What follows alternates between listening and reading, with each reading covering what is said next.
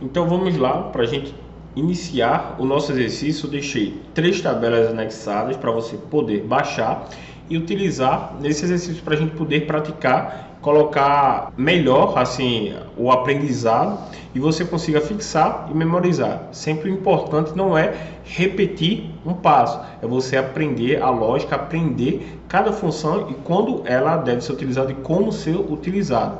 Então vamos lá, voltando para o Power BI, onde criamos a nossa de calendário para fazer a utilização das tabelas. Então aqui a gente vai fazer o seguinte, voltando, nossas bases também serão em Excel.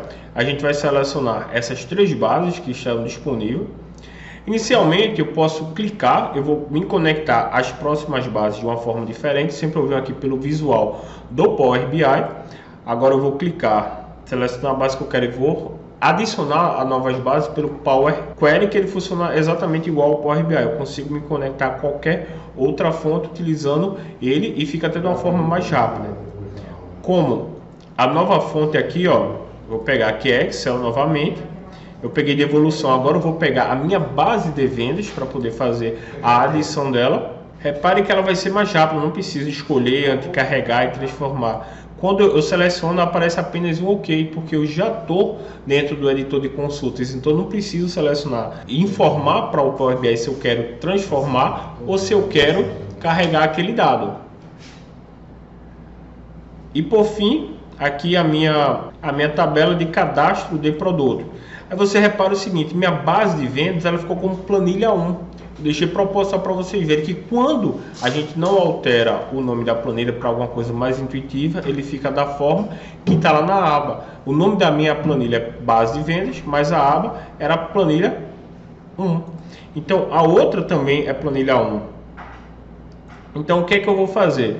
Eu posso vir e alterar após fazer o carregamento. Não preciso fazer alguma outra grande modificação. Simplesmente eu separo, seleciono aqui, ó, 2 cliques. Aqui vou editar para base vendas e a outra para cadastro de produtos. Pronto, eu tenho. Agora vou aproveitar e vou editar o meu calendário também, o nome, para ficar de forma mais clara de ser identificado, para de calendário. O D, lembrando que é dimensão, e A para referenciar a dimensão, o F quando for minha tabela fato. Dá um Enter, ele já automaticamente fez esse processo. Então o que é que a gente pode fazer? Eu vou mostrar 2 exemplos de resultados que a gente pode estar fazendo aqui. O primeiro, eu poderia vir aqui, ó, na minha base de evolução. Eu tenho uma data aqui que o produto foi desenvolvido. Então eu poderia adicionar uma mesclagem aqui para a gente utilizar, ou poderia fazer de uma outra forma. A primeira forma que eu tenho para fazer é o seguinte: mesclar uma consulta onde eu vou fazer aquele que eu expliquei. Eu vou adicionar uma coluna de uma tabela para outra tabela. Vou clicar, selecionar como nova. Então, o que é que eu preciso fazer aqui? Vou selecionar a coluna que eu quero referenciar, igual se fosse um PROC-V no Excel. Embaixo vou pegar a coluna que eu quero trazer o dado. No caso é de calendário e ela vai ter referência entre as colunas. Então pode observar aqui que ela encontrou 766 referências em 1140. Quando eu fizer isso, ele me traz uma tabela. Então, quando eu clico aqui na célula, não em cima do nome table, ele vai me mostrar o que é que tem dentro dessa célula. Ele tem, ó, a data, ano, mês, tal. Tem todas as informações do meu de calendário. Então, eu posso clicar apenas nessas 2 abazinhas aqui e a gente vai entender ou falar para o Excel o que é que a gente precisa. Eu entendo o que é que eu preciso. Preciso de determinadas informações.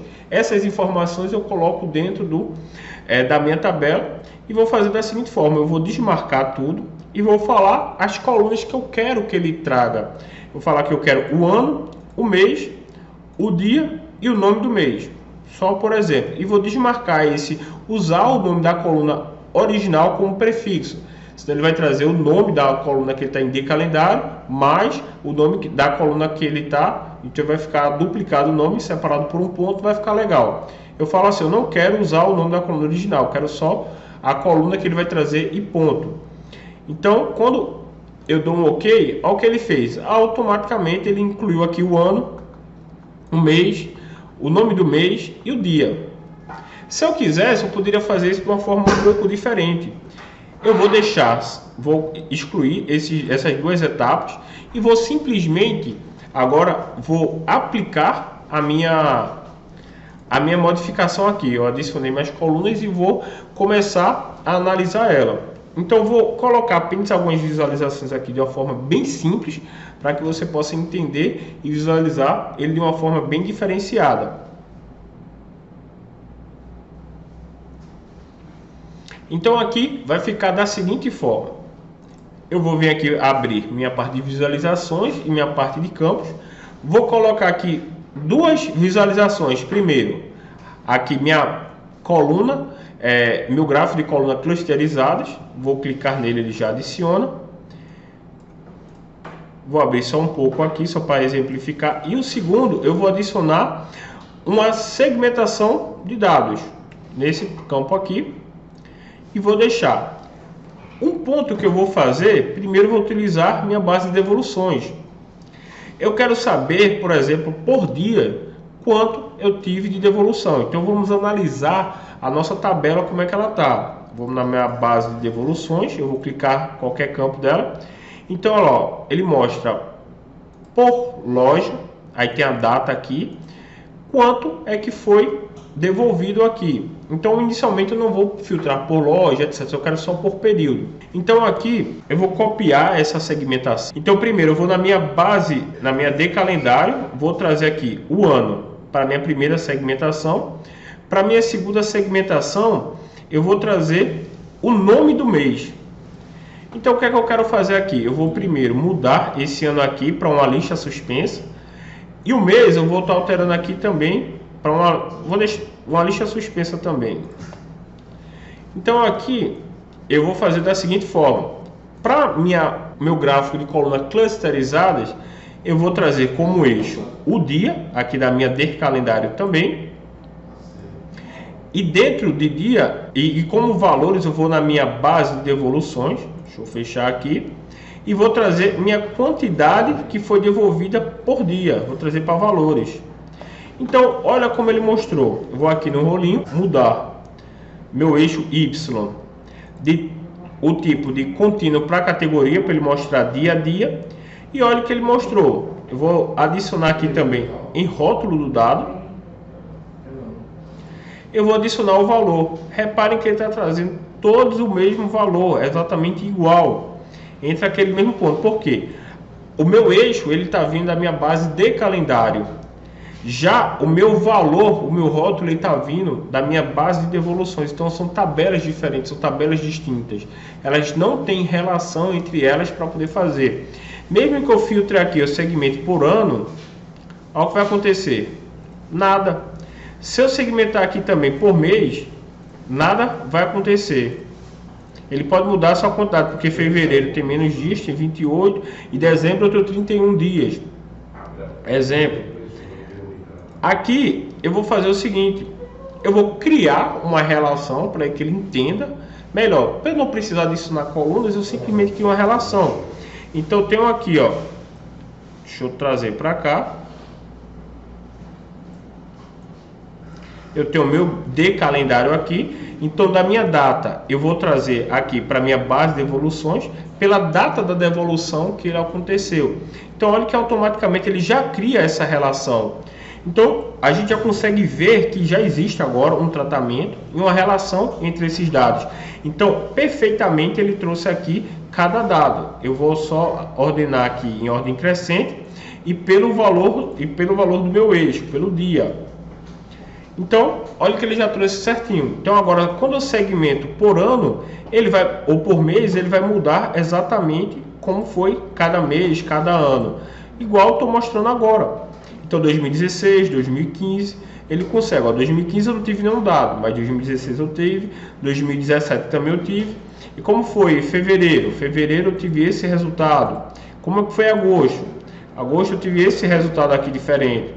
Então ele mostra de forma bem mais fácil como a gente pode estar trabalhando esse dado. Não vou entrar na parte de formatação e criação do dashboard, porque esse não é o objetivo desse momento, mas que vocês consigam entender e exercitar dessa forma. Um outro exemplo que a gente pode fazer também é do mesmo cenário. Quando eu tenho aqui, vou tirar a minha quantidade devolvida, eu vou voltar para a minha base de vendas agora e vou colocar aqui o tamanho do meu pedido. Vamos entender agora. Sempre é bom a gente olhar a base para saber qual dado que a gente contém nela. Então aqui, ó, na minha base de vendas, eu tenho o seguinte, eu tenho o tamanho do pedido, é quantos itens tinha no determinado pedido. Então, tudo bem. Eu vou arrastar aqui, ó, base de vendas, tamanho do pedido para o valor. E ele trouxe também tudo igual. Ele não trouxe o valor da forma que eu precisaria que ele trouxe. Então, ele somou toda a base lá de vendas e colocou o mesmo valor para tudo. Então, nesse momento, eu vou fazer o seguinte. Eu vou pegar aqui minha data aqui de calendário, vou trazer para minha data de vendas aqui, que são valores que correspondem.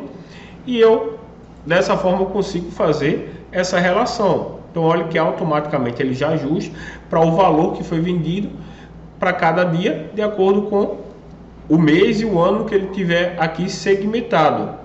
Então é muito interessante a gente ver dessa forma, porque a gente consegue trazer e trabalhar dados de forma muito mais eficiente.